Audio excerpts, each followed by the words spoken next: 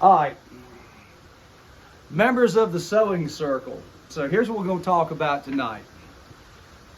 I want to touch on a few things. I've tried my damnedest while I'm working to respond to people's comments. I love it. I want the interaction. I enjoy it. So here's what we're talking about. The premise of this started with Steel Ultra. Now, I know most of you don't break down engines every day for a living. This is what I see. It's not what I read. It's not what I think, feel. It's what I see every day, tearing people's shit apart, putting it back together, and saying, hey, perhaps you should try something different. I see a trend. Look, I'm not a good orator, but if you want to sit down and look at it, the difference in between 50 to 1 and 40 to 1 is about 1 tablespoon of oil per gallon. All right, 2.6 ounces for 50 to 1 per gallon of gasoline, 3.2 ounces, so 0.6 ounces.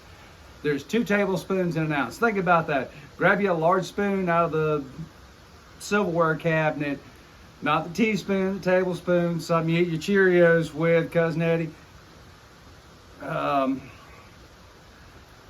So to say that Ultra is shit oil across the board, there's shining examples of when it works well.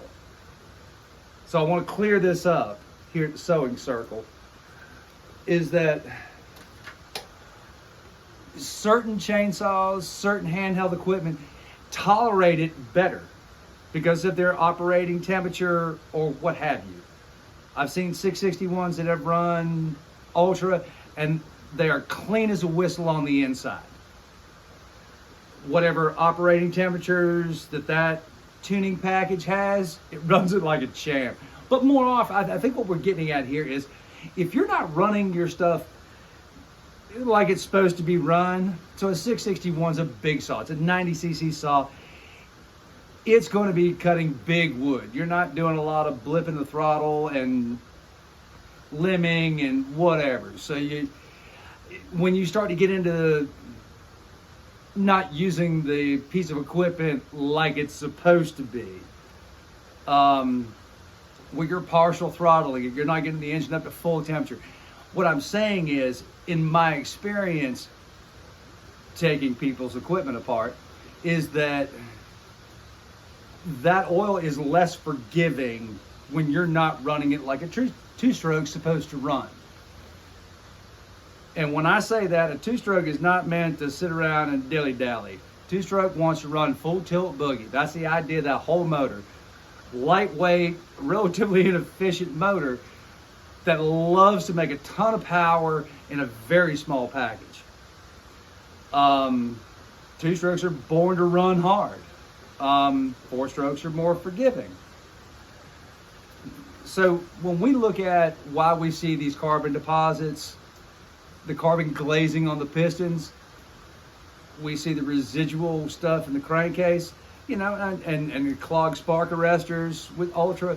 Ultra is an ester-based oil. And if you run it full tilt boogie, hard, fast, and everything else, it's going to do exactly what you want it to do. The older dinosaur oils or petroleum-based paraffin-type oil is going to be more forgiving. You're going to have less carbon staining in the internals of the engine, shit you can't see just by pulling the muffler. I love the honest conversation. There's been a bunch of great folks in here that have offered incredible insight, that are very knowledgeable, and a couple of boneheads that think there's muffler bearings. Well, that was my response to somebody else, but I was being sarcastic. You know who you are. Obviously, that was a secondary YouTube user handle. And I do want to clear up one thing. So we got that 261 comes from a carver. Okay, he did ice carving beforehand, and now he got into wood carving. Hold that thought. I'm gonna go get something. Here's our boy right here that started this. Daniel made me this wood carving. It's his 261 that we're reviewing. So when I show you this, hey, let's take a look at his handiwork. He's not your average bear. Nice intricate work. Got a little heat down there. Nice slab of spalted wood. I think this is poplar. But, you know, I'm just a stupid ass chainsaw mechanic. Let's look at how Daniel uses his chainsaw and why he's having problems. He runs his saw full tilt boogie with not that much of a load on it. And I think that's why we see the issues we had with his chainsaw and that oil. And that's an inherent problem with an ester-based oil. Your other options, Stihl HP, or the orange bottle Stihl. Both of the Husky oils are paraffin and petroleum based. You'll get more forgiving if you're not using your saw exactly as it was intended to be used. You know, let's say you're out in the front yard with your weed eater and you're partial throttle, partial throttle, partial throttle, partial throttle, partial throttle. You know, I've seen videos where somebody said, hey, I poured a bunch of Moto Mix in here and it cleaned everything up, but they ran it full tilt boogie for a tank. Who runs a weed eater like that? If you're, all I'm trying to say is, let's look at this in a just real world fashion. I'm going to use my 046 as a test dummy, and we'll run a couple of tanks of gas through it. We'll try some 50-to-1 and some 40-to-1. I bought a handful of gaskets, and you know, the 046 is super easy to take apart, put back together, go run it, and come back. So we'll try and make a little thread of this. But I don't want to get anybody's panties in a bunch.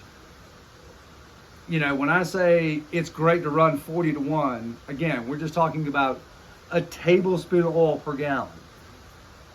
And I don't care what kind of oil you run, but I'm saying Ultra is less forgiving under ideal circumstances. And if you can wrap your head around that, it's not that hard to see. Like I said, all I do is take apart people's equipment. And Daniel's is not a one-off thing. I see this day in and day out. Hell, you know, I mean, I've still got a handful of equipment around here. I'd be happy to pop the cover off of, I don't know, most of my guys don't run Ultra because I've warned them against that. And I don't think we'll see. But as I get stuff in, if it has Ultra in it, I'll be honest. I'm more than happy to show the good with the bad. And there are certain cases that oil runs fantastic. But I think I said this in the comments to somebody else. And we spent a ton of money on these garden tools.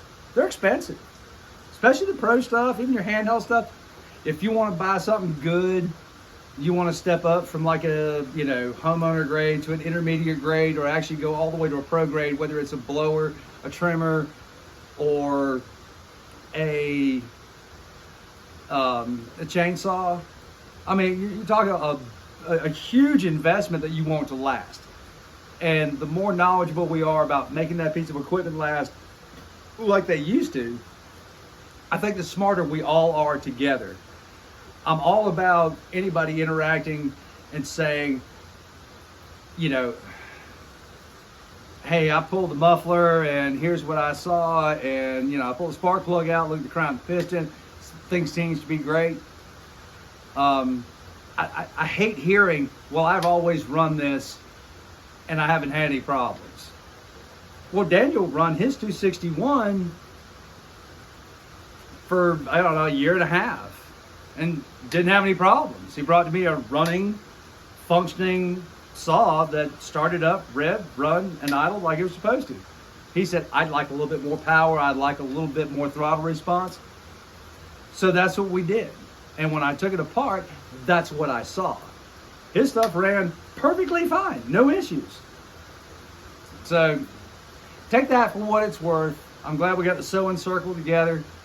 Y'all, thank you so much for all the support I've gotten in the last several months. I promise to put out good quality content, and thanks for hanging out with me.